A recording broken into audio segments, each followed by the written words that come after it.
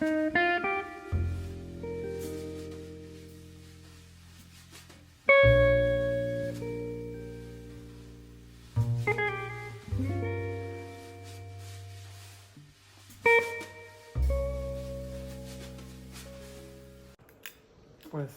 buenos días a todo el mundo. Muchas gracias por venir a esta nueva sesión del seminario Rostros y Rostros. Hoy tenemos aquí a una de las fundadoras del seminario. Las fundadoras es la segunda parte del seminario, desde que empezamos a grabarlos. Zoé, bueno, hizo la tesis doctoral en este departamento, estuvo 4 años con nosotros y bueno, pues me acuerdo cuando la primera vez que vino, que estaba en Inglaterra, vale, ella decidió mudarse a España con un proyecto de riesgo que era hacer una investigación sobre un tema que es bien importante dentro de todo lo que es las políticas de memoria en la España contemporánea, pero que estaba dejado de lado y sobre la que teníamos datos como muy fragmentarios, ¿no? Y es lo que ocurrió durante la transición española. Como todos sabéis, en la España contemporánea del siglo XXI ha habido miles de exhumaciones de fosas comunes de la guerra civil, pero sabíamos que había un movimiento también muy interesante con otras características en la época de la transición, pero no se había investigado en profundidad, ¿no? Entonces, en uno de los proyectos que conseguimos del Ministerio, nos dieron una beca de FPI y bueno, pues se cruzó con la vida de Zoé para nuestra suerte, ¿no? Para nuestra fortuna. Y ella pues ha elaborado este libro que se llama Remover cielo y tierra, las exhumaciones en la transición, que nos va a presentar hoy. Es un libro que ha salido en Comares después de muchas dificultades con otras editoriales, comidas por multinacionales, digamos que ya bueno, con los contratos cerrados y tal. Y ahora también va a sacar su libro en Brill, esperamos que a lo largo del año, ¿no? Bueno, Zoé, a día de hoy, pues un gusto, bienvenida. Ella ha presentado y ha construido muchos rastros y rostros, o sea que sabe perfectamente lo que es esto, ¿no? Ahora mismo, a día de hoy, es contratada postdoctoral en el Departamento de Historia de la UNED. También ha sido Margarita Salas cuando salió del CSIC, consiguió una beca Margarita Salas que fue hacia la UNED, y luego ahí también ha sido Juan de la Cierva, ¿no? Entonces, bueno, ya estás en tu tercera fase postdoctoral, ¿no? Es doctora en Historia Contemporánea, hizo su tesis en el Departamento de Historia Contemporánea de la Autónoma, pero de nuevo lo hizo aquí en Antropología. Luego ya es una especie de híbrido entre Historia Cultural, Antropología, uso de métodos historiográficos y uso de métodos etnográficos, ¿no?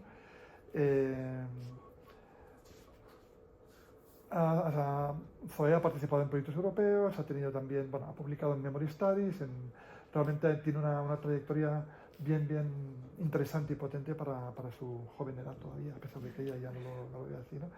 Y ahora es COIP del programa científico de la Casa de Velázquez, Exhuma, Violencias Políticas y Crisis de Exhumaciones en el Sur de Europa, que es un tema que incorpora a su trabajo, pero en un contexto más amplio. Zoé, muy bienvenida, y además hoy vas a inaugurar una nueva fase de Rostros y Rostros, y es que como se nos ha roto la cámara, lo vamos a grabar con el móvil, cosa que hasta ahora no habíamos hecho, así que hay que adaptarse a los tiempos. Así que, bueno. Bienvenida, Zoé, de nuevo. Muchísimas gracias, Paco, por la invitación a este seminario. Yo, como ya sabes, me hace muchísima ilusión estar aquí, porque precisamente como contabas, pues yo vine aquí hace casi 11 años para hacer la tesis doctoral, con esta magnífica oportunidad que tuve con la FPI.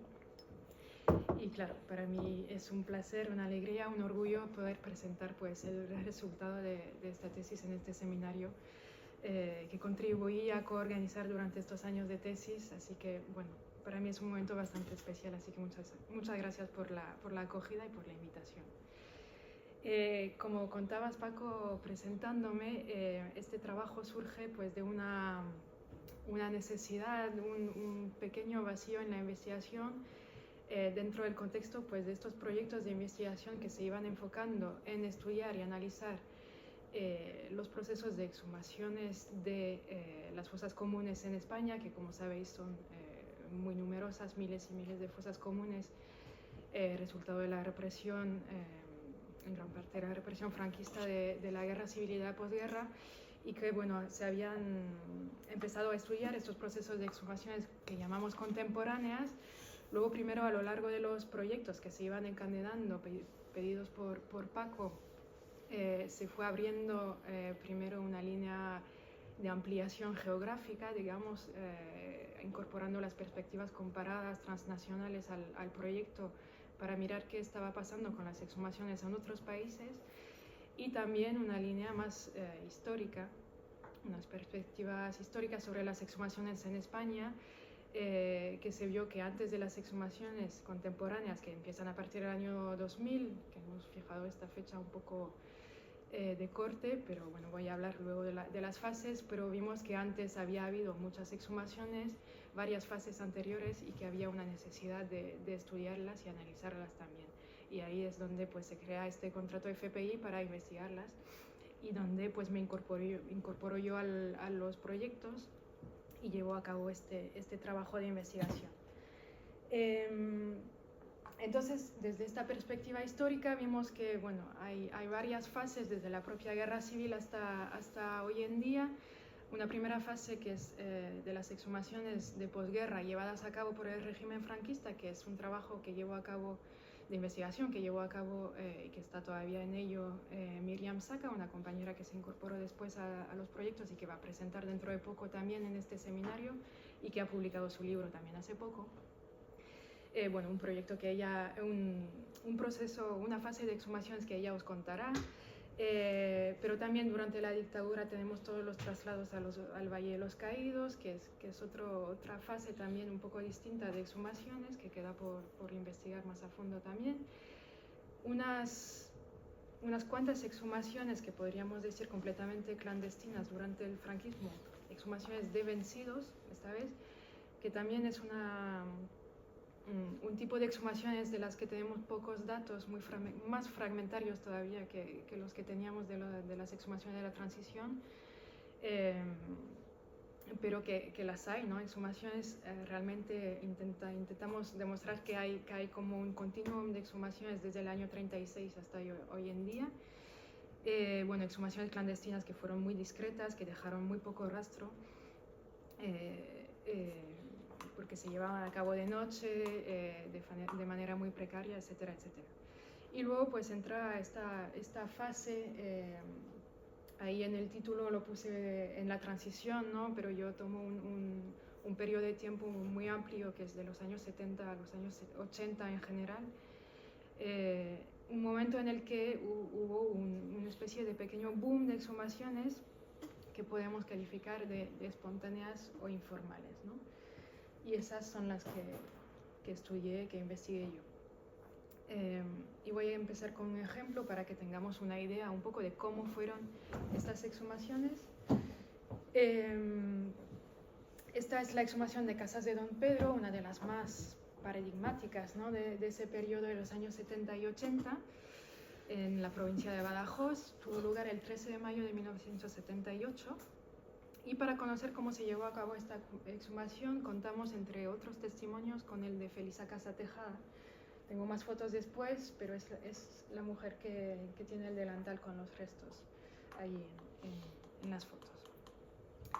Ella ya falleció el año pasado, pero pudo aportar su testimonio no solo de la represión franquista en su pueblo, y en particular en el contexto de esta fosa común de las boticarias, sino también de cómo fue el proceso de exhumaciones, o de exhumación de esta en concreto.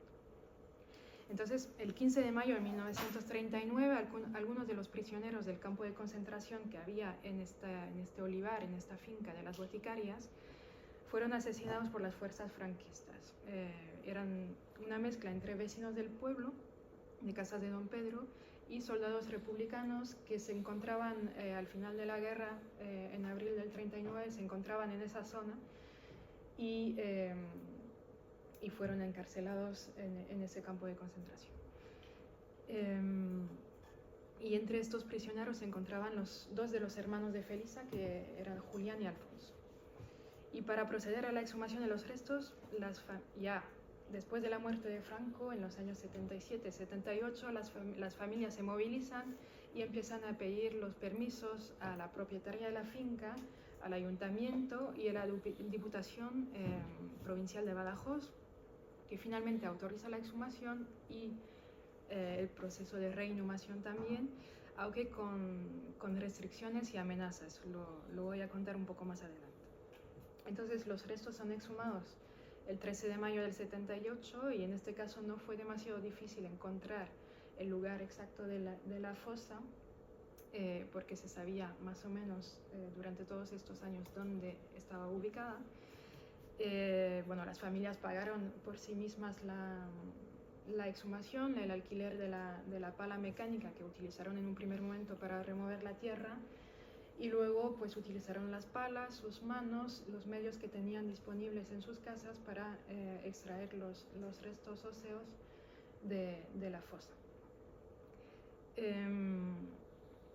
Primero extraen estos restos, los colocan en una sábana blanca, como veis en la fotografía, que es algo que se repite de una exhumación a otra, y luego colocan todos los restos exhumados en 4 ataúdes. No se sabe exactamente a día de hoy cuántos individuos fueron exhumados de esta fosa, pero está claro que la cantidad de restos corresponde a más de 4 personas, entonces no se buscó una individualización de los cuerpos, ni recomponer en esta disposición de los restos óseos en el ataúd, ni recomponer este orden anatómico del cuerpo, ¿no? de una disposición anatómica de los restos dentro del ataúd. Y es algo que hemos visto también en la mayoría de las exhumaciones a lo largo de los años de la transición, ¿no? Estos son otros ejemplos, pero esta forma de acumular los huesos dentro de los ataúdes y bueno, muchas veces no era el caso de Casas de Don Pedro, me parece, pero sí que en muchas ocasiones sí que se intenta poner el cráneo en el lugar que corresponde a la cabeza en el ataúd. Pero vemos esta acumulación de restos dentro de los ataúdes y luego hay que tener en cuenta que esos ataúdes en la mayoría o todos los casos que he podido encontrarme de exhumaciones en la transición se reinhuman también en panteones colectivos, ¿no?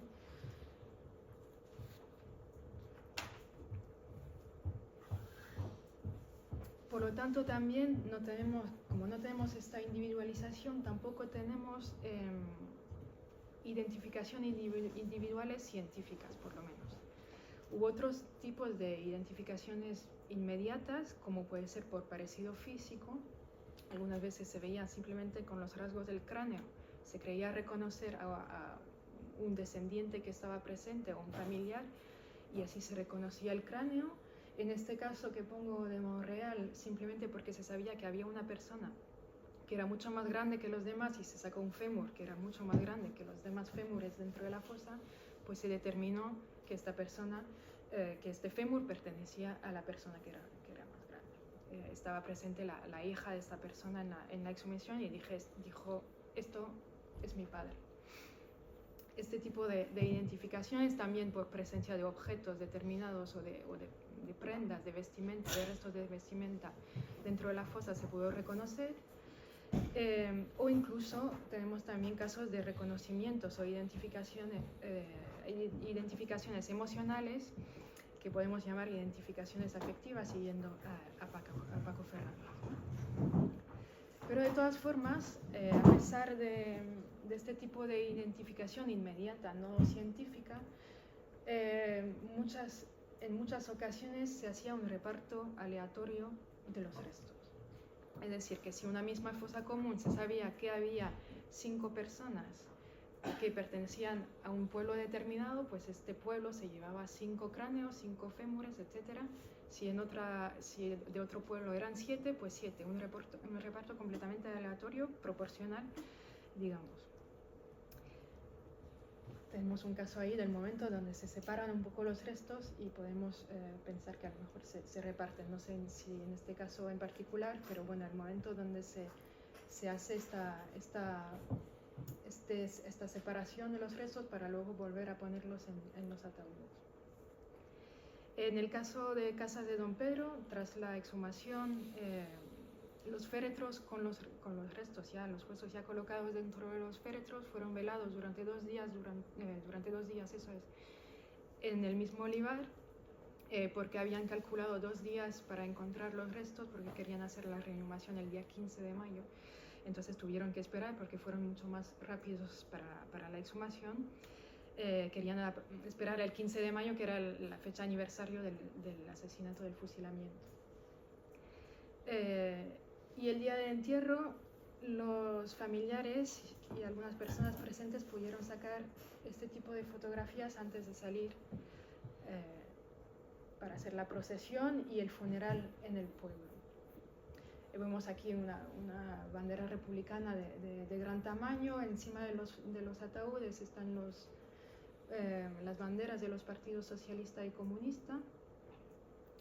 Y aquí está otra fotografía también muy impactante con los puños en alto, ¿no? A la vez que las mujeres están vestidas de negro en señal de luto. Hay que tener en cuenta que estas fotografías, que son muy impactantes, muy llamativas, sin embargo fue el único momento de todo el proceso en el que se pudieron enseñar esos símbolos políticos de forma tan llamativa, porque después, durante la procesión y la misa, fueron prohibidos.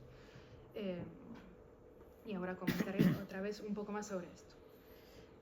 Entonces, bueno, después de este momento llevaron los ataúdes al pueblo, hicieron la procesión y la misa funeral dentro de la iglesia, y enterraron estos ataúdes dentro de un panteón colectivo en el cementerio del pueblo, el panteón queda justo alineado con la entrada del cementerio para mayor visibilidad, ¿no? Vale. Entonces, según una interpretación del periodo de transición a la democracia en España, que ya ha sido ampliamente criticada desde la academia, el éxito de la transición española se basaba en un supuesto pacto del silencio, ¿no? Que era supuestamente necesario para una buena fundación de la democracia en España después de la dictadura franquista. Y este pacto tácito se basaba supuestamente en el consenso de que para garantizar un futuro pacífico en España no se debía volver a relucir el pasado violento, no se podía hablar de esto. Y bueno, a raíz un poco de mi investigación y de otras, ¿no? Pero también este caso de las exhumaciones me enseña que esta idea plantea varios problemas para mí.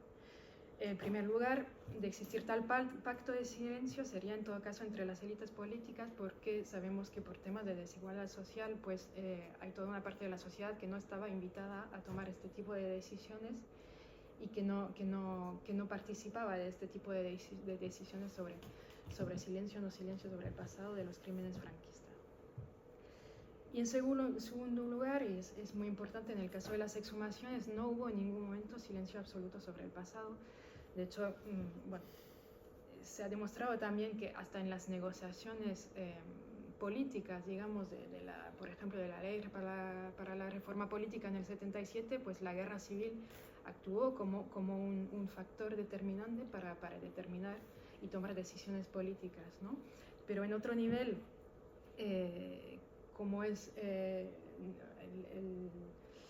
de la sociedad, de un pueblo, podemos decir, y nos lo muestra las exhumaciones, hubo muchas iniciativas e intentos de recordar, en este caso de visibilizar los crímenes del franquismo. Y esto fue precisamente lo que se censuró, porque se consideraba problemático para una transición que formaba parte de la continuidad del franquismo realmente. Así que más de un pacto del silencio, yo creo que podemos hablar de una imposición del silencio o de un silenciamiento. Porque realmente las exhumaciones fueron iniciativas muy llamativas, ¿no? Habéis visto, sacar de la tierra, sacar a la luz, exponer los restos humanos de varias personas, restos que llevan la huella de los crímenes franquistas, enterrarlo después en el cementerio del pueblo ante decenas de personas que asisten a la ceremonia. Y eso casi 40 años después de la muerte, ¿no? Con todo este paso del tiempo, no son iniciativas precisamente triviales o discretas, ¿no? Y si a esto le añadimos un contexto político de la transición de miedo, de incertidumbre, de violencia, yo creo que es bastante evidente que iniciativas como las exhumaciones son un notable acto de visibilidad y de valentía, ¿no? Y además hay que tener en cuenta de que fueron muy numerosas. Estamos hablando de más de 200 exhumaciones en todo el Estado español, en La Rioja, en Navarra, en Andalucía, en Extremadura, en Valencia, en Murcia, en Madrid, bueno, que es algo que fue bastante extendido, no es una cosa muy excepcional. Pero claro, estas exhumaciones han sido silenciadas desde arriba, ¿no? He empezado a hablar de esto. Tenemos un silencio impuesto a través de censura directa, de prohibiciones, hasta mecanismos más sutiles de imponer, de conformar un poco un discurso sobre estas exhumaciones, de estas iniciativas, para que no se hiciera demasiado ruido, para que no se hicieran demasiado visibles los crímenes franquistas, y que se adaptaran a este nuevo orden de la transición que se iba imponiendo. Entonces, bueno, estas iniciativas no fueron recogidas en gran medida en los medios de comunicación que eran considerados más serios, más dominantes, podríamos decir. Una excepción quizás es la revista Interview, que aquí tenéis, que publicó varios reportajes sobre casos de exhumaciones en la transición. Aquí tenéis el reportaje que se publicó sobre Casas de Don Pedro. Interview era una revista muy leída, con una gran tirada nacional, pero también hay que señalar que era conocida por su línea editorial bueno, bastante especial, que se basaba en una especie de mezcla, bueno, que buscaba el escándalo entre, por decirlo de manera general, mezclando fotos de mujeres desnudas con reportajes sobre crímenes, rozando completamente dentro del registro del morbo, ¿no? Así que, a pesar de su gran número de lectores y lectoras, no era un medio considerado serio, digamos. Entonces no participaba de la construcción de esta verdad, de este discurso dominante, de lo políticamente correcto, podemos decir. Esto para hablar un poco de la repercusión limitada a nivel mediático. Tenemos también otros ejemplos de adaptación de este discurso, ¿no? de esta visibilidad, de hacer que esas exhumaciones no se volvieran demasiado escandalosas. Tenemos casos de autocensura por parte de las personas que participaban de las iniciativas y tomaban las decisiones sobre ellas.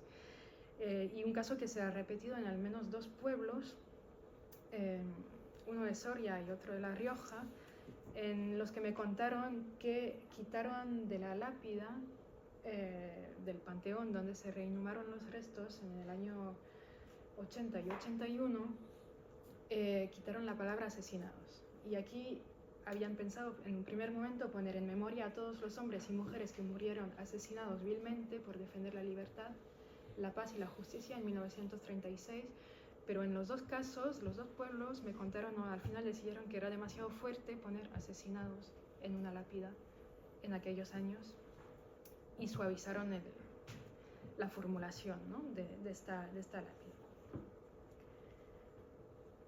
Y en el caso de Casas de Don Pedro, que puse como ejemplo, ¿no? Ahí el gobernador civil, en el momento en que Felisa Casa Tejada y otros familiares fueron a pedir el permiso para la reinhumación, el traslado realmente de los restos de la fosa común al cementerio del pueblo, el gobernador civil directamente les dijo que esto no debía convertirse en una manifestación política, que esto no podía ser una manifestación política, y le amenazaba a ella, a Felisa Casa Tejada, de cárcel si esto no se cumplía. Entonces ella fue a trasladar, en el momento de la procesión, a trasladar esto a las personas que estaban ahí, diciéndoles que no se podía decir nada, ¿no?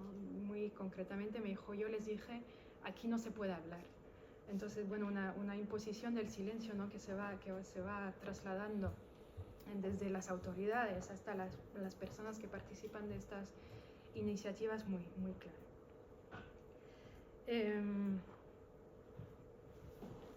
Y a pesar de esto, vimos que intentaron colar estos símbolos políticos que necesitaban enseñar en estos momentos y encontraron momentos más recogidos para hacerlo. Enseñaron esas banderas republicanas y de partidos de izquierda. También después del funeral en el Panteón, una vez reinhumados los restos, cantaron la Internacional, que es el momento también donde algunas personas decidieron irse porque les parecía demasiado. Bueno, encontraron estos recovecos para colar estos símbolos políticos también. Entonces vemos que hay una especie de tira y afloja entre las autoridades herederas del legado franquista y las familias que intentaban hacer lo que consideraban correcto para dignificar a sus familiares, a las víctimas de la represión franquista. Entonces hay como este tira y afloja de forma bastante sutil, en el sentido de que no hubo represión directa contra estas exhumaciones, pero sí que se buscaban los límites de la visibilidad. En mi trabajo sigo a las teorías de James Scott hablando de resistencia sutil, ¿no? Esta resistencia sutil al silencio, que es una resistencia que no se reivindica especialmente como tal, pero que sí, un poco a pesar de ella misma, es una crítica y un desafío a las autoridades. Y como respuesta a esta resistencia, pues se encuentra como una contención sutil también en las formas, ¿no? En las formas que tuvieron que adaptarse de estos procesos de memoria.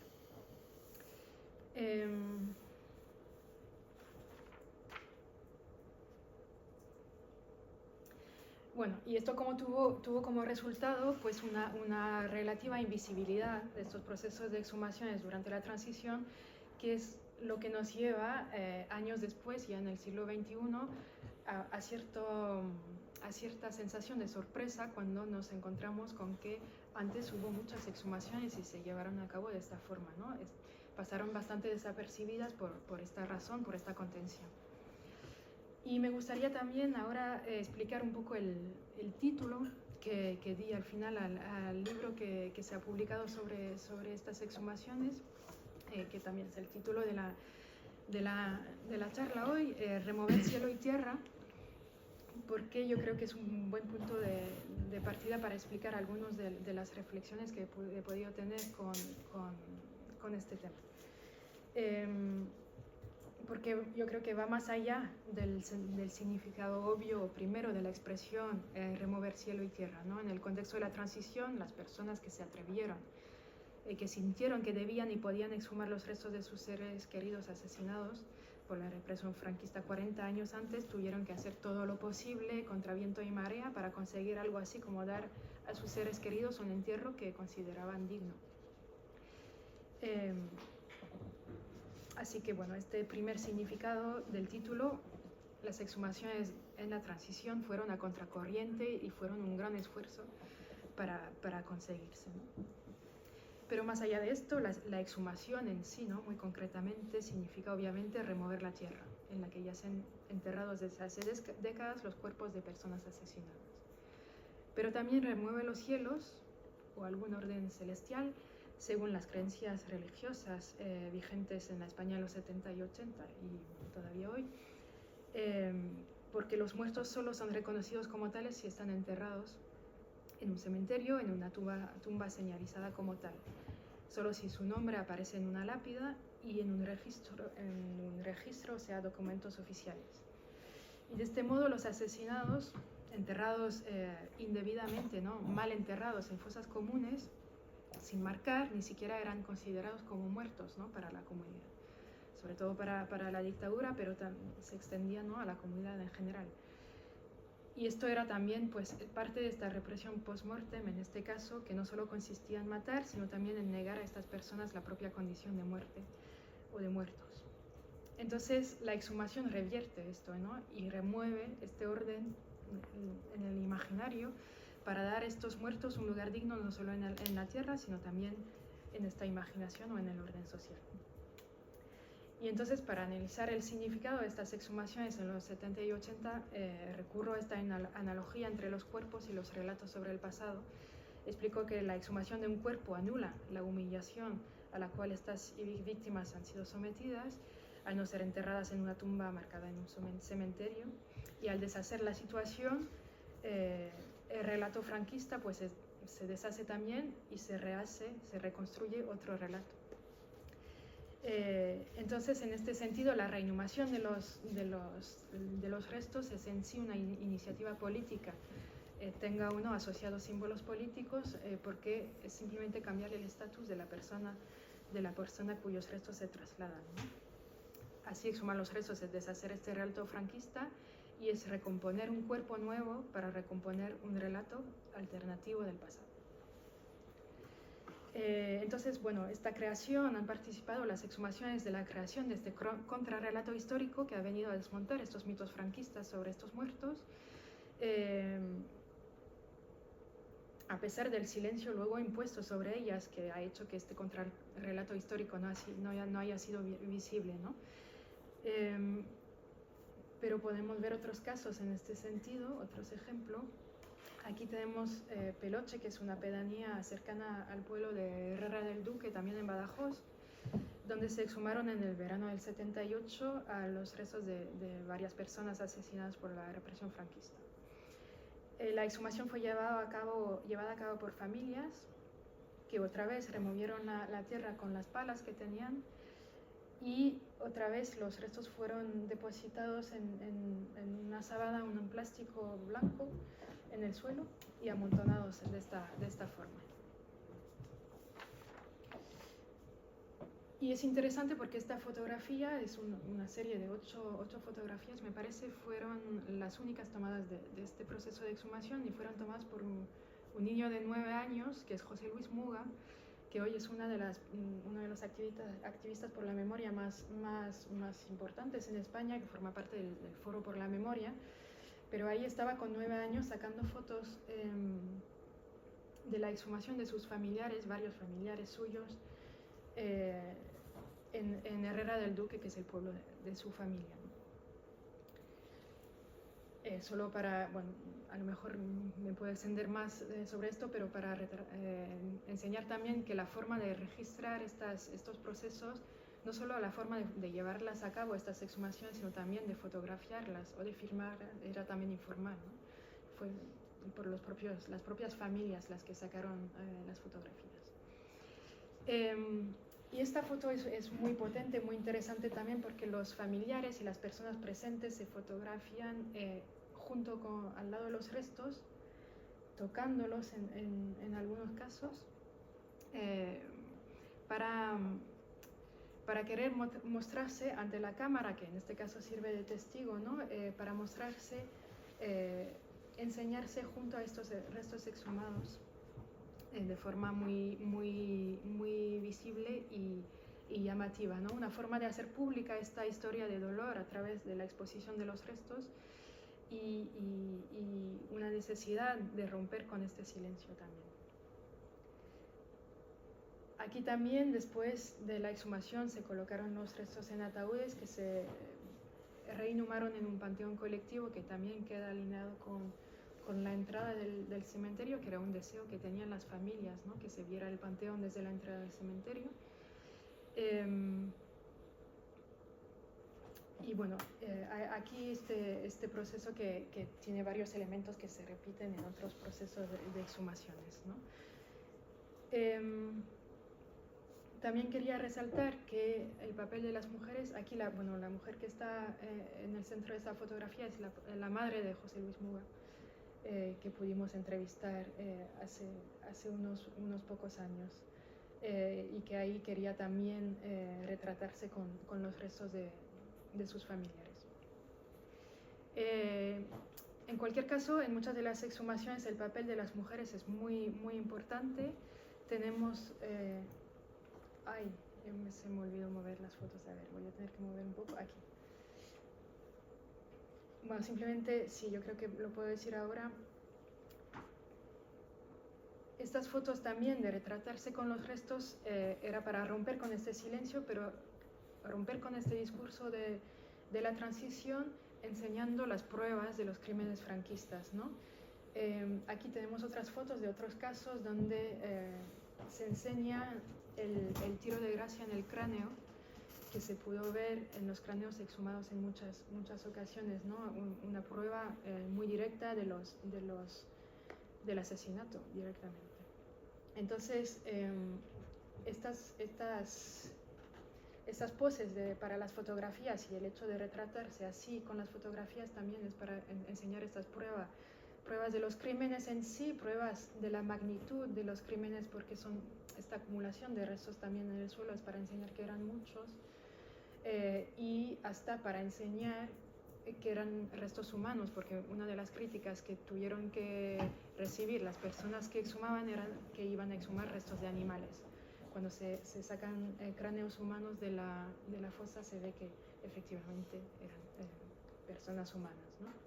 Entonces, esta importancia, ¿no?, de la prueba también, que no es prueba científica, que no es prueba forense, porque fueron los propios familiares y las personas que quisieron ayudar, que las sacaron y enseñaron, pero tenemos aquí también este discurso, ¿no?, de querer hacer justicia popular, si queremos, enseñando las pruebas de los crímenes franquistas.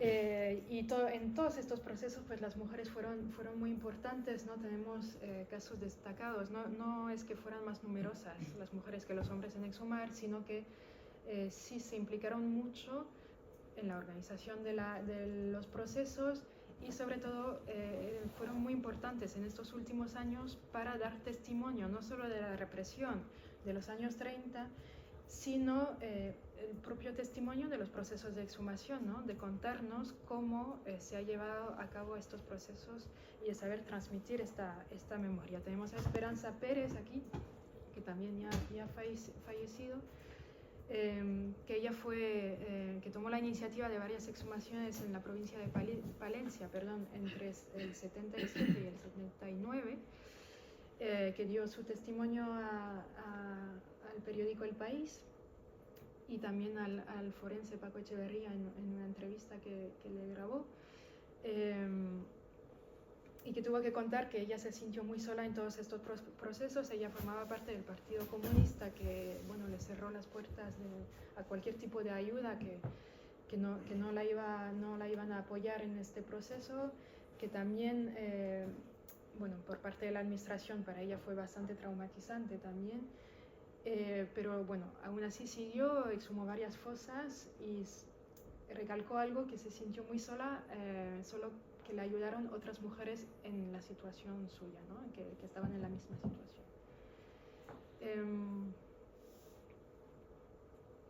Tenemos a Felisa Casa Tejada aquí en su casa. He destacado a Esperanza Pérez porque volveremos a hablar de ella un poco más adelante. Aquí tenemos a Felisa Casa Tejada, que también ella insistía mucho en la necesidad de hablar, ¿no?, de contarlo. Yo cuando le pregunté, oye, pero todo lo que me has contado, ¿lo podemos publicar? ¿Lo podemos? No, sí, hay que hacerlo, es muy importante. Aquí nos estaba enseñando la revista Interview en su casa. Tenemos a Josefina Campos también, del pueblo de Peralta, en Navarra, que publicó en el 2008, si no me equivoco, un libro sobre los procesos de exhumación para traer de vuelta a los restos de las víctimas de su pueblo, las exhumaciones en el año 78 otra vez, que llamaron la Operación Retorno, y que publicó bastante pronto este libro, con un montón de información y de fotografías también. Y que ella sigue muy activa en este activismo memorial, ¿no?, con muchas iniciativas todavía hoy en día. Podemos hablar más de esto también después, pero no quería dejar de mencionar a las mujeres de la Barranca, que llamamos las mujeres de negro, que es verdad que la Barranca, no sé si conocéis, es una fosa común en La Rioja, muy grande, con más de 400 personas, que no se ha exhumado, pero quería simplemente mencionar todo ese trabajo de las mujeres. Ellas son un ejemplo en esto, ¿no?, pero que llevaron a cabo no solo en la transición, sino también durante la dictadura, de memorialización de las fosas y de llevar a cabo estos ritos de duelo y de memoria durante la dictadura, llevando a sus hijos a las fosas para dejar velas, de noche, medio a escondidas también, pero es lo que permitió después que hubiera más iniciativas en cuanto a las fosas comunes, ¿no? Exhumaciones en la transición, pero también ya más adelante en los años 2000, 2010, etcétera, ¿no? Entonces recalcar también su trabajo antes de la muerte de Franco.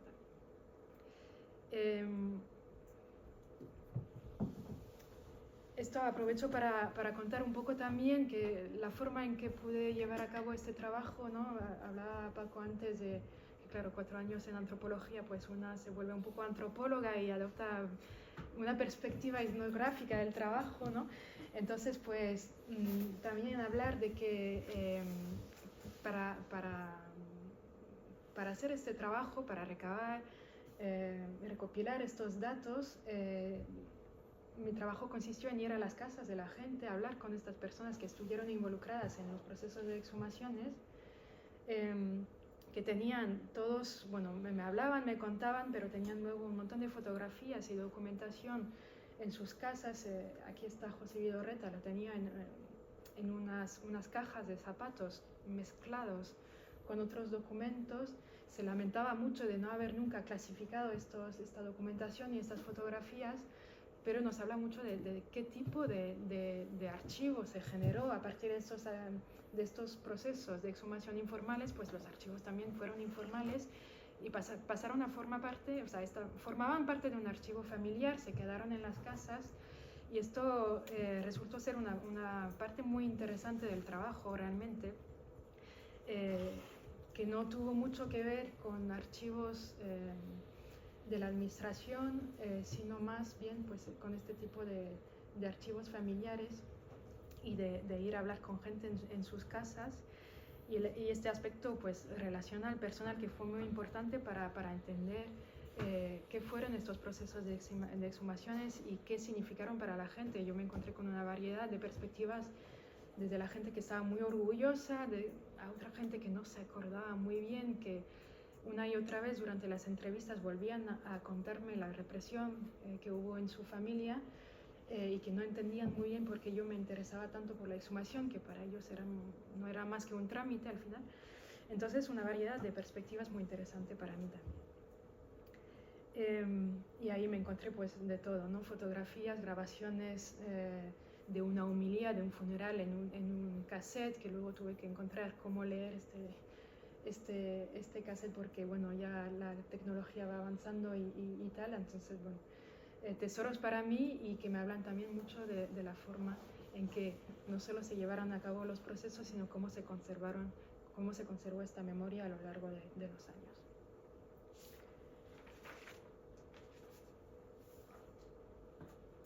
Y esto enlaza también con, como decía al principio, un poco que hemos empezado a hablar de esto, de cómo emergió el propio tema de investigación, ¿no? Cómo emergieron las exhumaciones de la transición en estos últimos, bueno, 20 años más o menos, porque es una historia que tiene varias capas de tiempo y varios cambios de itinerario, de trayectoria, ¿no?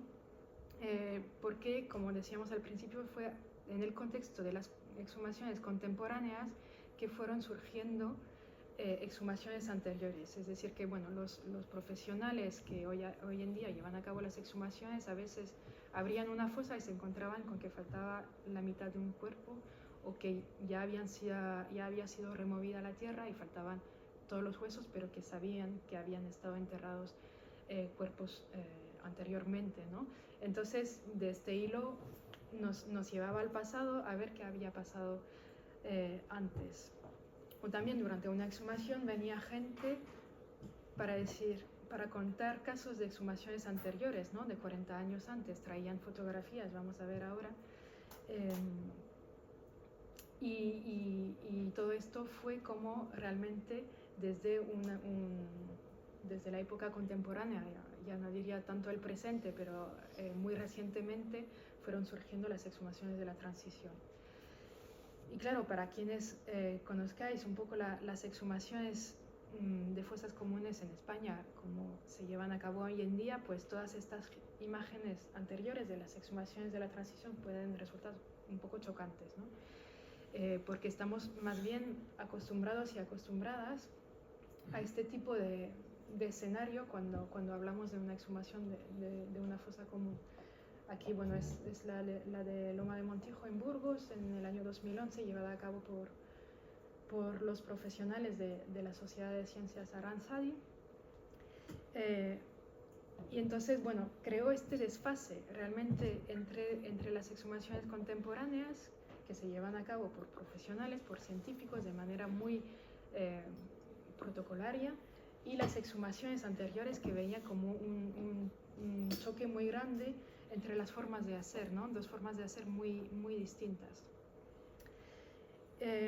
Y esto porque durante mucho tiempo también creíamos, desde el año 2000, que la exhumación de Pria Arranza del Bierzo en el año 2000 era la primera exhumación, ¿no? Pero realmente era la primera exhumación que se realizaba con metodología científica y con identificación de los restos por prueba genética de ADN. Y sobre todo, yo creo, una exhumación que tuvo una repercusión mediática mucho más importante, muy importante, y que logró este salto mediático y que logró una visibilización extraordinaria en comparación con las exhumaciones anteriores. Y yo creo que es un cambio muy importante y muy significativo para determinar un poco los cambios entre fases de exhumaciones. A raíz de estos desfases, ¿no?, que decía antes, pues tenemos algunos pequeños conflictos que han surgido entre estas visiones, estas perspectivas sobre las exhumaciones científicas, forenses, y las exhumaciones anteriores no forenses. Uno de los ejemplos quizás más llamativos es lo que pasó durante la exhumación de Milagros, que estuvo Paco ahí trabajando también en ella en 2009 en la provincia de Burgos, en la que, bueno, un activista de la memoria de la provincia llega con estas fotografías impresas en un papel, que son las fotografías de la exhumación en el Monte de la Horra, también en Burgos, en el año 80. Y realmente él está muy enfadado por estas fotografías. Llega y las enseña y dice, esto no puede ser, luego comenta en unos correos electrónicos que esto es una destrucción material de las pruebas, un despropósito. Pero claro, se encuentra ahí en la exhumación de Milagros con Esperanza Pérez, que enseñé antes, que ya había exhumado durante los años 77, 79, y que claro, intentaba defender un poco también estas formas de exhumar. Claro, el conflicto principal viene del hecho de que en la Horra realmente parece ser que se han equivocado de fosa. Se llevaron los vecinos de otro pueblo, que no eran los de su pueblo. Entonces, claro, para mucha gente esto es un despropósito. Y resulta también que Esperanza Pérez le han dicho más adelante, también en los años 2000, que ella también se equivocó, que también se dejó parte de cuerpos en las fosas. Pero bueno, se dio esta pequeña discusión entre estas dos personas, como un poco representando estas visiones diferentes de formas de exhumar. Tenemos otros casos donde se va encajando mejor las historias también. Tenemos el caso de Cáseda, que aquí hay 33 años de diferencia entre estas dos fotografías. La primera corresponde al momento de la reinhumación en el 79 de los restos exhumados en varios pueblos, pero los restos de víctimas del franquismo que pertenecían al pueblo de Cáseda, y de una botella en la que una niña que es nieta de una de las personas ha inscrito los nombres de las personas que faltan porque no los pudieron encontrar en Aybar, en el pueblo donde los buscaron. Entonces pusieron un poco de tierra de Aybar en la botella y decidieron colocar esta botella dentro del ataúd con los demás restos de las víctimas en lugar de estos restos que faltaban. Y esta botella pues se saca 33 años después porque ella ya de adulta, la nieta, tengo su nombre, ¿no? María José Oneca, me parece, ella decide retomar este proceso y volver a buscar a los restos de su abuelo. Entonces recurre ya a equipos científicos, ¿no? Otra vez a Ransavi, que finalmente encuentra en Aybar los restos de las 4 personas que faltaban. Los encuentra mucho más profundo de lo que habían estado buscando en los años 70 y razón por la cual no pudieron encontrarlos en un primer momento. Entonces saca la botella y se la regala a Paco Echeverría, que es el forense que se encarga de la exhumación, y él en el discurso un poco se hace esto en la ceremonia de reinhumación, de devolución de los restos, y él señala que pues, la metodología científica aporta respuestas a las familias que tienen este derecho, ¿no? Este derecho a recuperar los restos, a cierta verdad también. Bueno, aquí encaja bastante bien, ¿no? Las diferentes fases de exhumaciones, pero luego hay otros problemas en el caso de esta exhumación, porque resulta que en otro cementerio estaban buscando, ya en el año 2015, estaban buscando en Necaún, en otro pueblo, a otras personas, y se encuentran con que realmente las personas que están exhumando son las personas que se suponía habían sido exhumadas en el año 79. Entonces una mezcla ahí de restos también, un error, una equivocación de restos, y esto pues reabre todo el proceso y abre más ramificaciones también, ¿no? Y yo creo que para hablar un poco de estos desfases entre metodología científica, metodología informal, familiar, podemos hablar de un tema que intento reflexionar y analizar un poco más en estos últimos años, que es sobre el tema de los cuidados en el contexto de del cuidado y de los cuidados en el contexto de las exhumaciones, ¿no? Yo creo que podemos encontrar un terreno común, ¿no? entre las distintas formas de exhumar, pensando en esta noción de cuidado forense, de cuidado hacia los muertos o de cuidado hacia los cadáveres, de cuidados en plural.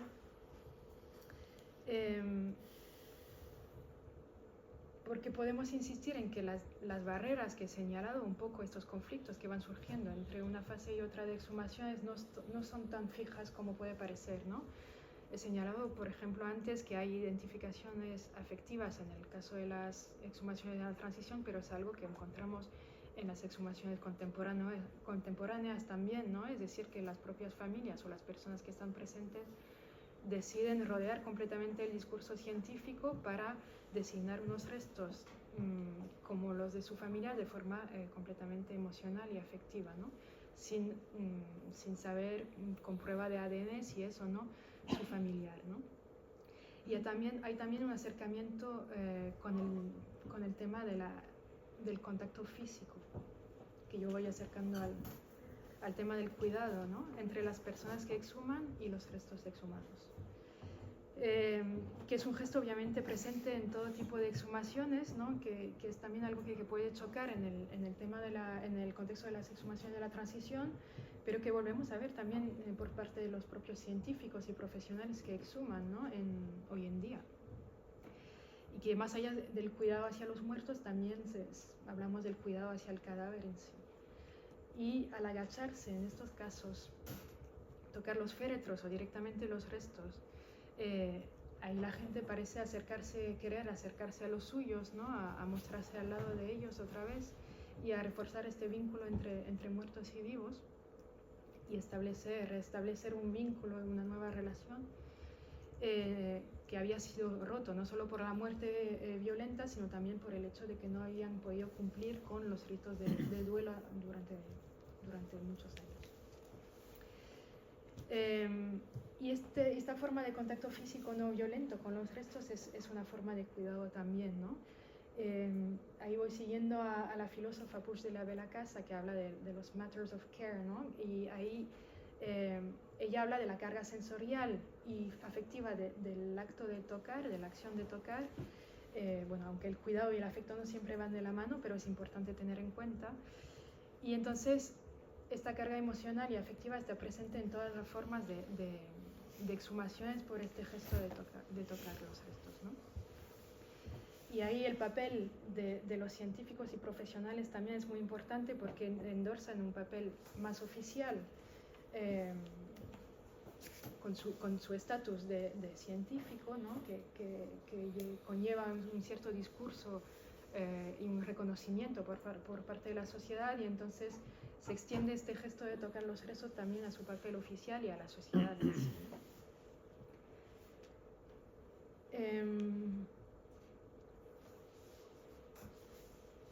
Para volver a hablar e ir terminando sobre estas distintas fases que se van mezclando, yo creo, de exhumaciones,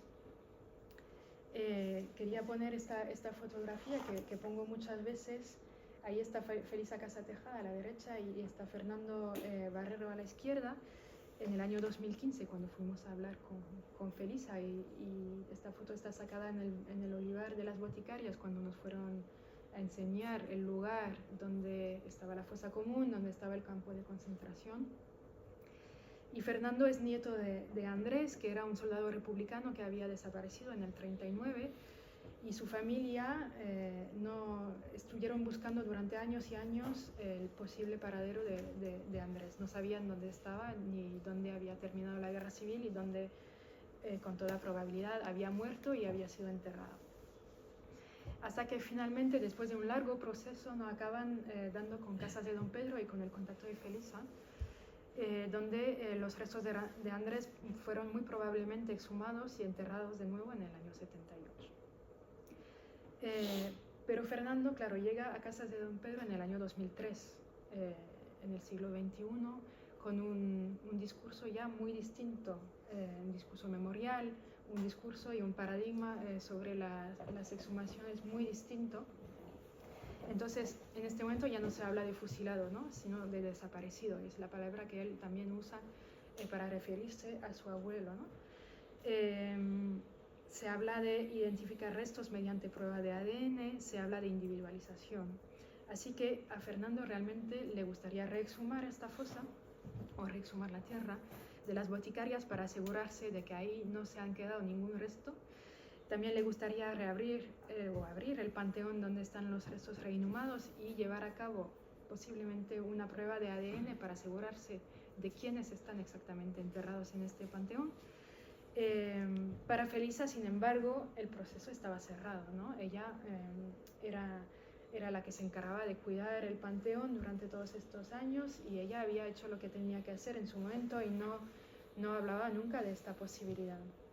Bueno, mientras Felisa vivía, Fernando ha respetado esta posición, no ha querido en ningún momento hablar con ella de posible reexhumación, de abrir el panteón y de estas cosas, pero es un deseo que tiene y se queda con esto de momento, pero bueno, respetando a la vez el papel de Felisa como garante de esa memoria, ¿no? Entonces, bueno, enseñar que estos círculos, estas fases se van resignificando con el tiempo, y que, bueno, se van reabriendo, cerrando, y que no hay nada fijo en esto, ¿no?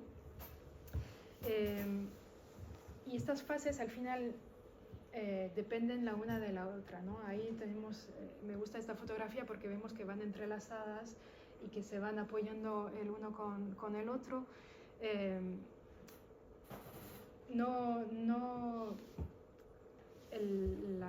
Durante la fase de exhumaciones contemporáneas, todo esto es lo que nos ha permitido saber y redescubrir y revisibilizar que antes había habido exhumaciones, a la vez que las exhumaciones anteriores ahora se han establecido como antecedentes de las actuales, ¿no?, que forman parte de un continuum muy claro de exhumaciones, de todo un proceso que no ha parado desde el año 36. Entonces, recalcar que esta interdependencia de las fases de exhumaciones entre sí, ¿no?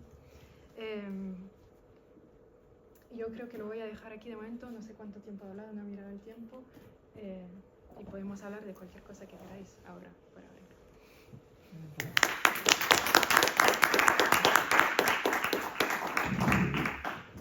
Muchas gracias, Zoe.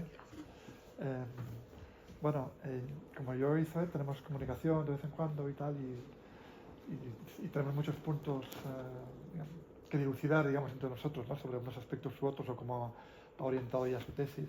Pero como tenemos la oportunidad de hablar todo el tiempo, pues voy a abrir a la sala para ver quién tiene alguna cuestión que quiera comentarle a Zoe de las muchas que ha abierto, porque ha pasado de puntillas por un tema muy complejo, como podéis ver, y lo que es una panorámica bastante amplia.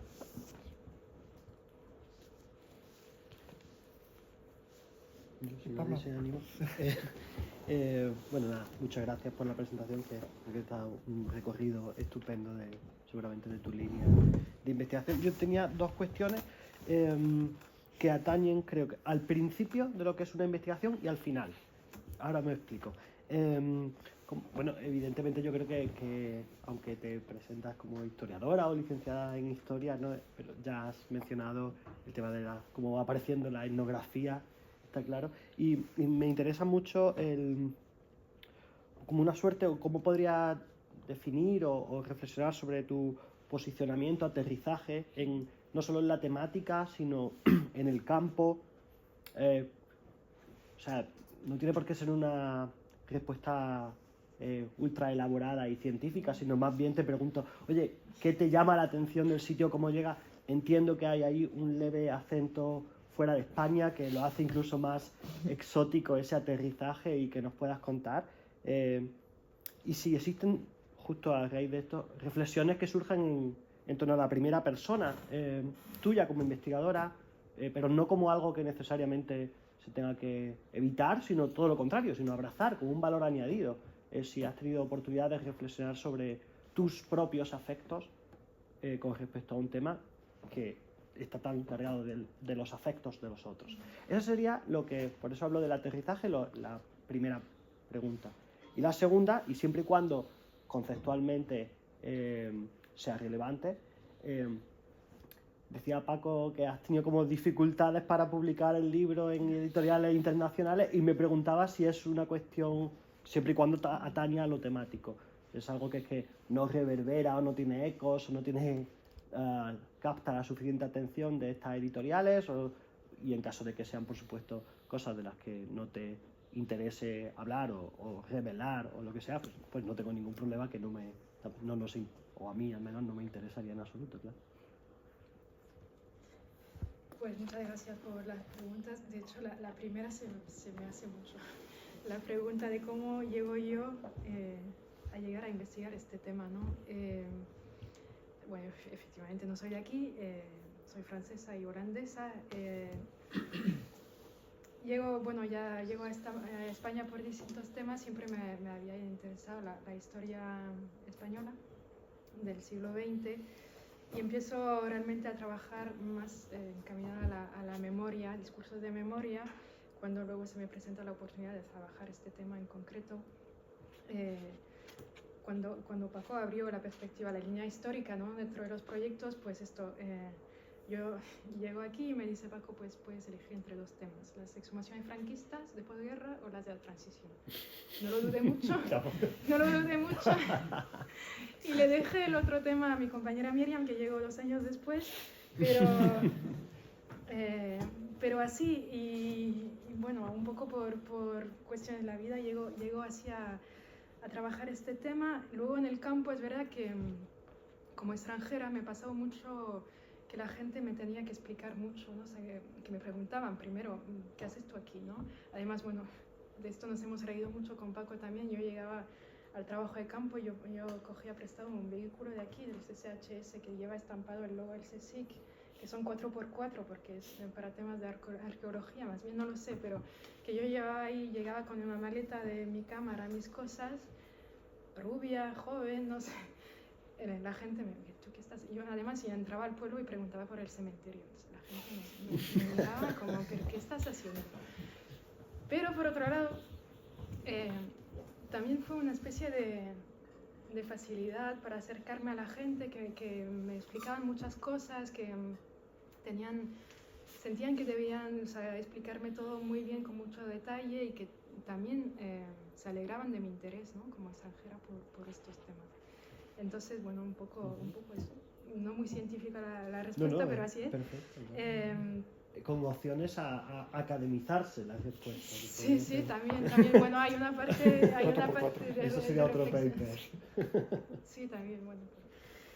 Y, claro, sobre las publicaciones, no, el tema realmente interesa mucho. Yo creo que tiene mucha... No es un problema de que no tenga interés por las editoriales y tal. Como dijo Paco, un problema de mercado. Yo creo que cerró la editorial en cuestión, se vendió y ahí acabó. No sé, es que no...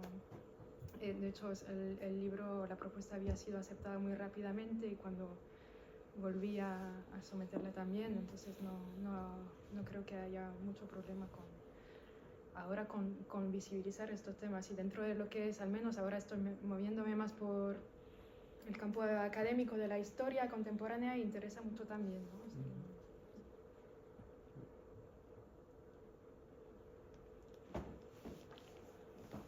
¿Algún otro comentario para hacer? Bueno, yo pregunto. Hola.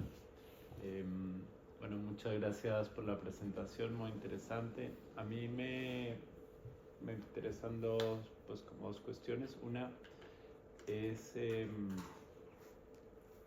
tú describías este acto de exhumación, supongo que haciendo alusión a lo que dicen las personas con las que trabajaste, como un acto de relacionar, claro, de convertir nuevamente en ser humano o nuevamente en persona a quienes estaban allí, por la cuestión del nombre, la lápida, del registro.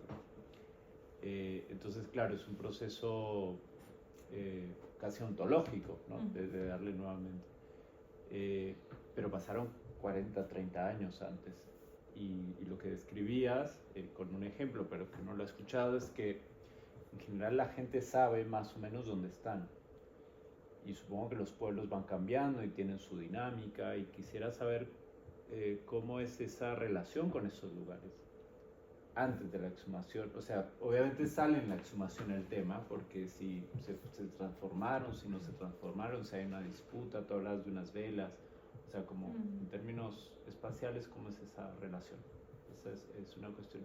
Y la otra que me llamó la atención, que está vinculada con esto, es que tú muestras una foto, o bueno, varias, una de Navarra, creo, del 78, que están las personas con los cráneos, pero su actitud es una actitud de afecto, claro, pero casi de alegría, no de pena, no de enojo, sino hay una situación como de un reencuentro familiar también cuando lo tocan los...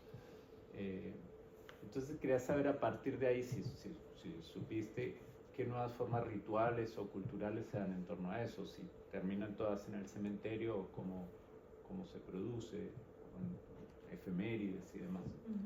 Eso, muchas gracias. La relación con las fosas antes de ser exhumada, pues, bueno, sobre todo como yo trabajo fosas que se han exhumado justo, bueno, después de la muerte de Franco, todo este periodo es durante el franquismo, ¿no? Antes de ser exhumada. Entonces, pues como decía, en muchos pueblos de España hubo estas mujeres que fueron a llevar a cabo los ritos que normalmente, entre comillas, se llevarían a cabo en el cementerio, ¿no? El Día de Todos los Santos, el 1 de noviembre. Ir a limpiar la tumba, dejar flores nuevas en el cementerio, pues ellas lo tenían que hacer en una fosa común, ¿no? Porque ahí es donde estaban sus maridos, eran las viudas en gran parte, y ahí donde dejaban esas velas y esas flores de manera más o menos clandestina. Otra vez algunas, bueno, lo hacían normal, aparte del hecho de que era una fosa común y no una tumba en un cementerio. Y otras lo hacían de noche para no ser vistas, ¿no? Llevaban a sus hijos y también para transmitir esto de tu padre está aquí, tu familiar está aquí, no te olvides, ¿no? Este tipo de cosas. Y algunos lo hacían incluso sin hablar mucho de la represión en casa, como conservando estos silencios sobre la represión como algo de lo que no se podía hablar, incluso dentro de las casas, pero sin embargo llevaban a cabo este rito, ¿no? Entonces, como forma de mantenerlo. Luego en los años siguientes, no sé muy bien, lo que sí es interesante para mí es que en muchos casos de las fosas exhumadas luego no queda nada en el lugar, o sea, después de la exhumación. En algunos casos sí que me llevaron a ver dónde era, más o menos se acordaban, más o menos, también el paisaje cambia, obviamente, pero lo importante luego es el panteón, ¿no? Donde están los restos, este soporte material, ¿no? Para los ritos, supongo. Pero claro, con el primero ya no hay relación. muchas veces no, algunas veces sí, y luego están también esos casos donde pusieron cruces para marcarlas, ¿no? Para señalarlas en el paisaje también, pero en muchos otros casos, después de exhumarlas, no.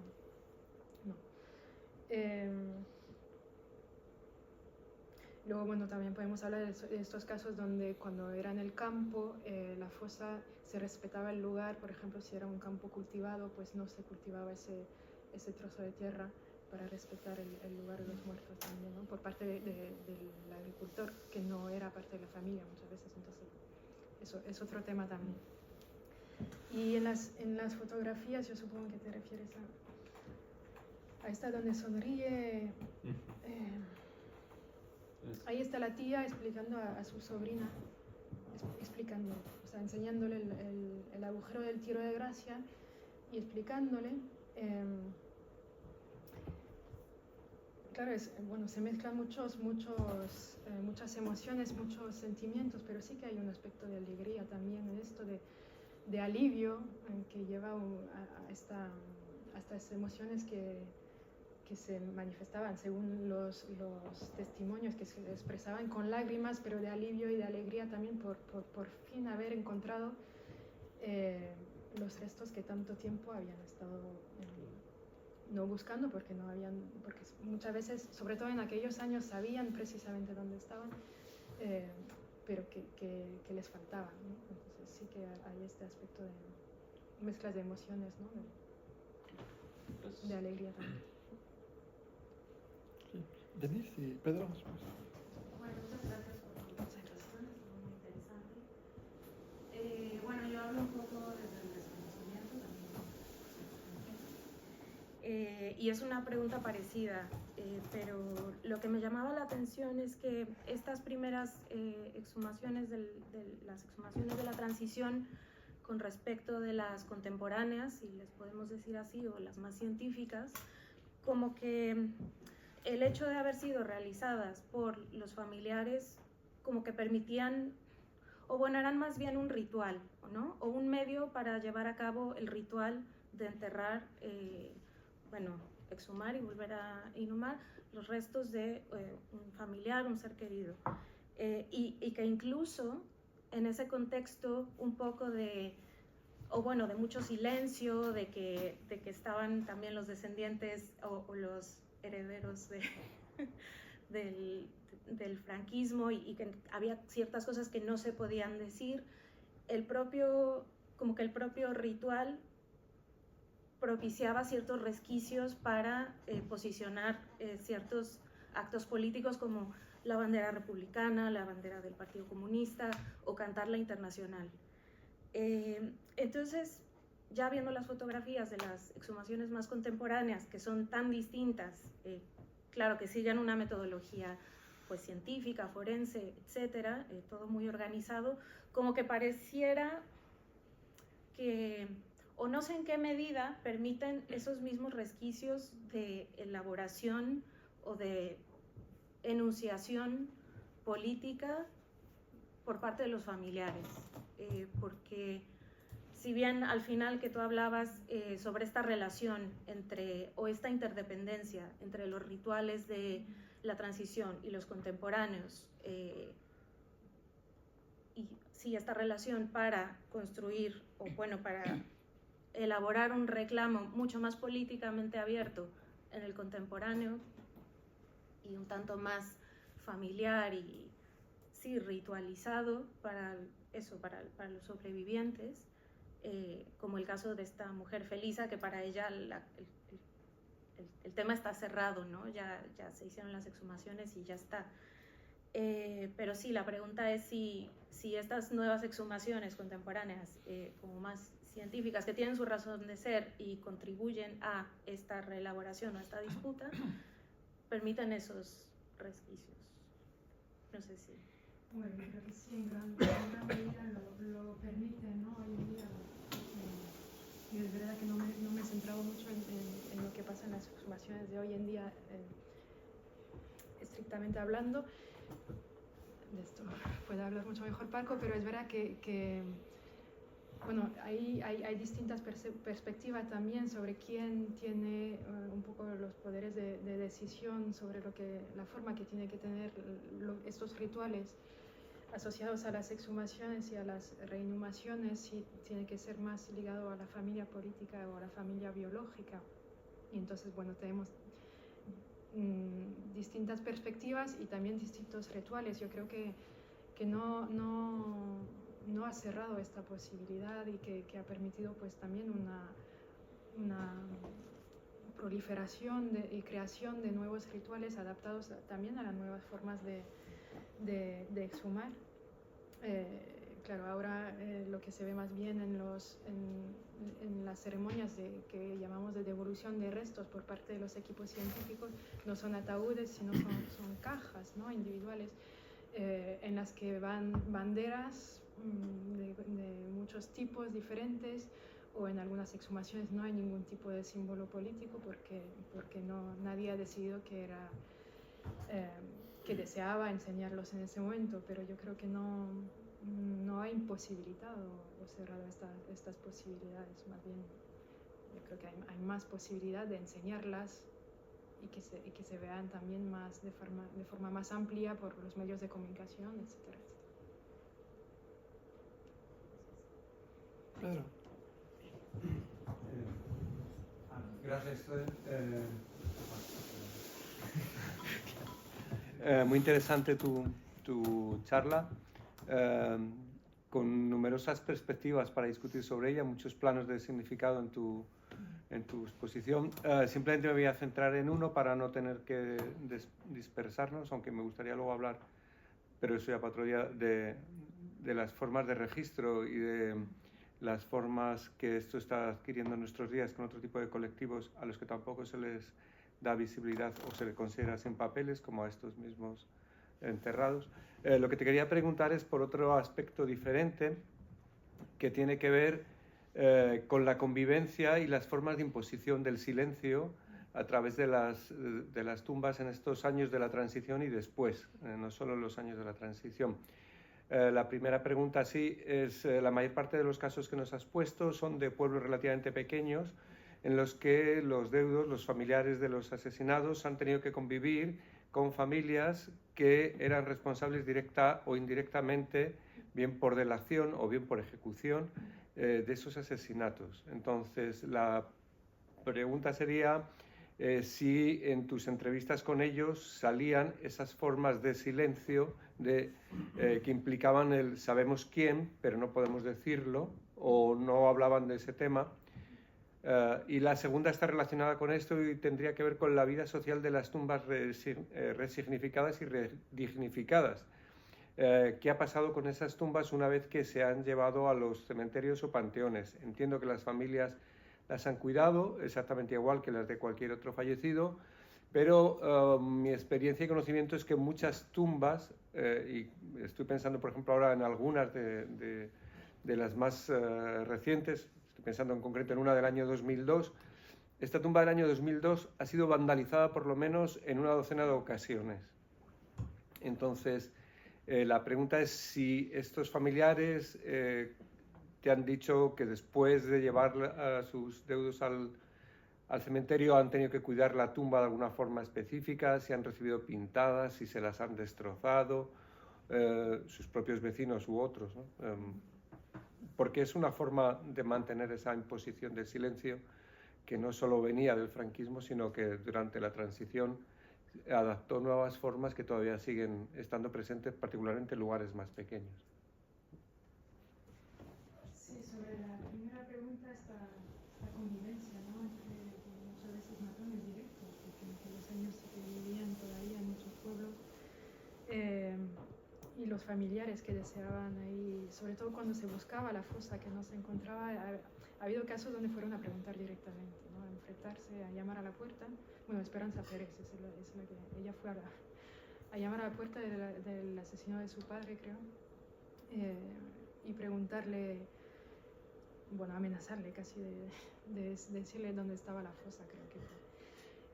Otros casos, ahí también tenemos estas distintas formas, ¿no? que se expresan en este tema también, ¿no? Otros casos donde no se atrevían, o sea, que tenían las reuniones en secreto dentro del pueblo por miedo precisamente a toda esta otra parte del pueblo que pensaban podían impedir el proceso de exhumación o enfrentarse. Bueno, tuvieron que aguantar amenazas directas, tuvieron que aguantar gritos fascistas durante las procesiones. Tuvieron que, bueno, luego está todo el tema del 23F también, que generó que reavivó muchos miedos en este sentido también, con miedos por parte de la gente que había exhumado también. Sí, tenemos distintas formas, pero sí que se hizo como mucho más vivo y más directo porque estas personas vivían todavía, estaban en el pueblo. Claro, en el pueblo todo es mucho más pequeño, más directo, entonces hay historias de estas y silencios impuestos por este lado también, ¿no? Autoimpuestos a veces. Sobre la vida de las tumbas, después sí que ha habido muchas vandalizaciones, ¿no? En el caso de Cáseda tuvieron que, bueno, había pintadas o incluso tiros de pistola en lo que es la parte alta del panteón, en la lápida. En la barranca, bueno, que no se exhumó, pero sí que está situada en el propio lugar que es ahora un cementerio civil, encima de las fosas comunes, en aquellos años, bueno, pintadas, pero hasta hoy en día, ¿no? De vez en cuando se encuentran pintadas fascistas ahí en la barranca. Bueno, hay muchos casos de estos también, sí. Luego el cuidado es el habitual para cualquier tumba. Bueno, hay que organizarse un poco porque corresponde a varias familias, se tienen que, claro, organizar un poco con quién toma el relevo cuando un familiar muere, etcétera, etcétera, pero bueno, aparte de esto, sí, pero sí que hubo muchas vandalizaciones.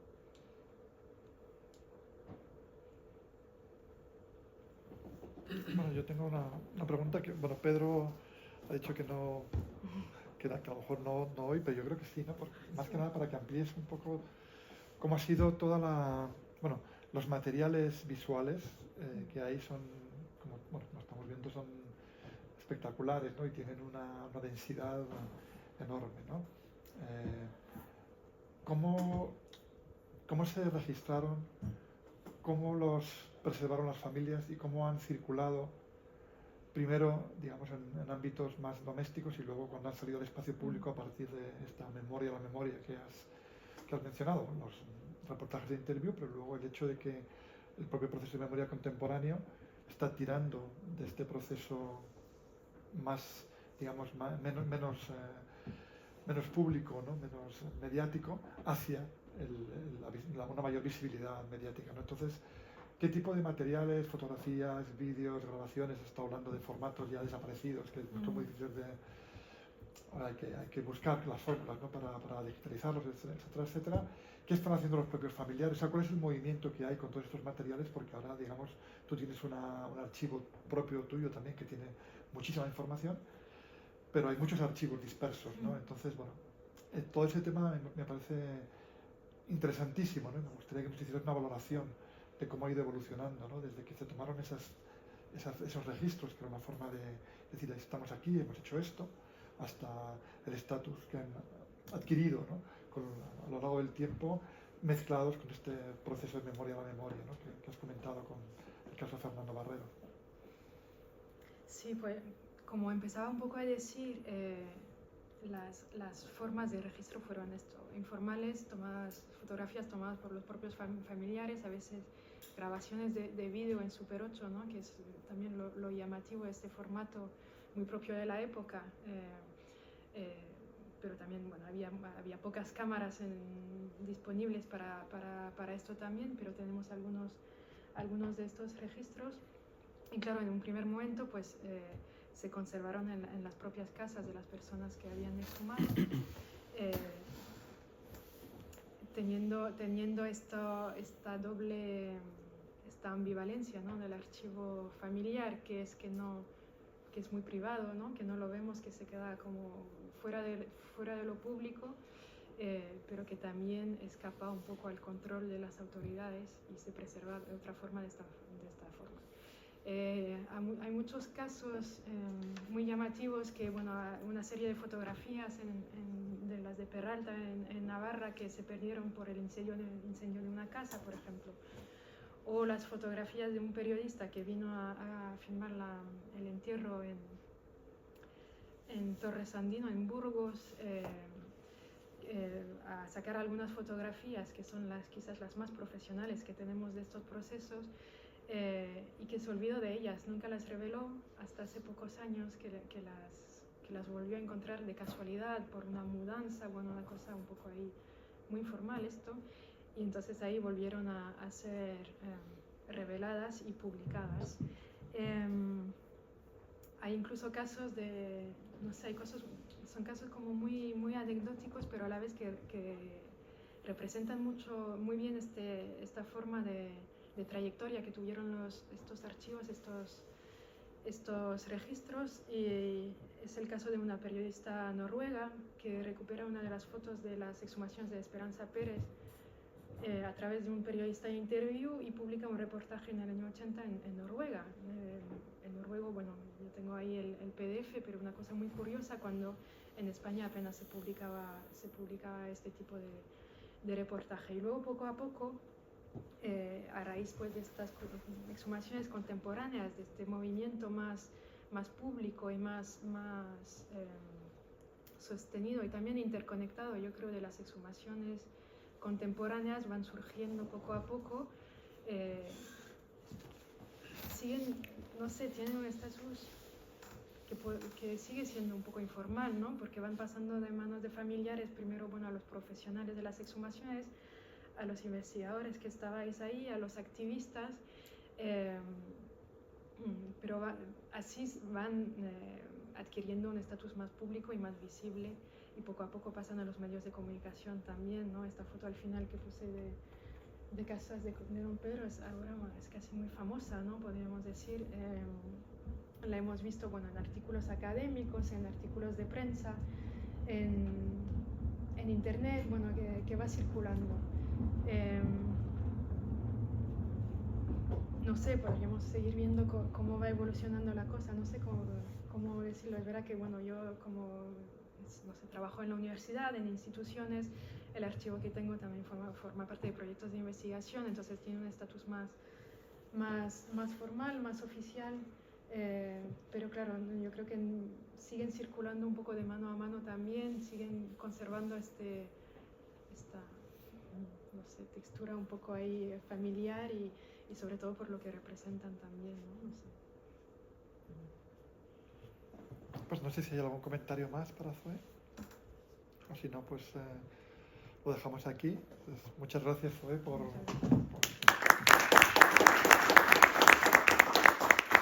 Como ha dicho Zoe, ya os informaremos, la próxima sesión vendrá Miriam Saca a hablar de las exhumaciones de la posguerra, que es un momento también clave, porque para entender, bueno, de alguna manera toda esta investigación histórica que ha comentado Zoe se hizo para entender mejor lo que ocurre en las contemporáneas. Hay que entender por qué, digamos, no es que sean las primeras y sea un capricho, ¿no?, que cae en este país en paracaídas, sino que son realmente las últimas, ¿no?, porque ha habido muchas fases de entierramiento y desenterramiento de la guerra. Entonces Miriam tuvo la mala suerte de que no pudo elegir entre dos proyectos y se quedó con el que Zoe había descartado. Así que bueno, pues muchas gracias y os informaremos. Iba a ser a final de febrero, pero parece que lo vamos a cambiar. Ya os mandaremos un mensaje para deciros cuando viene. Gracias.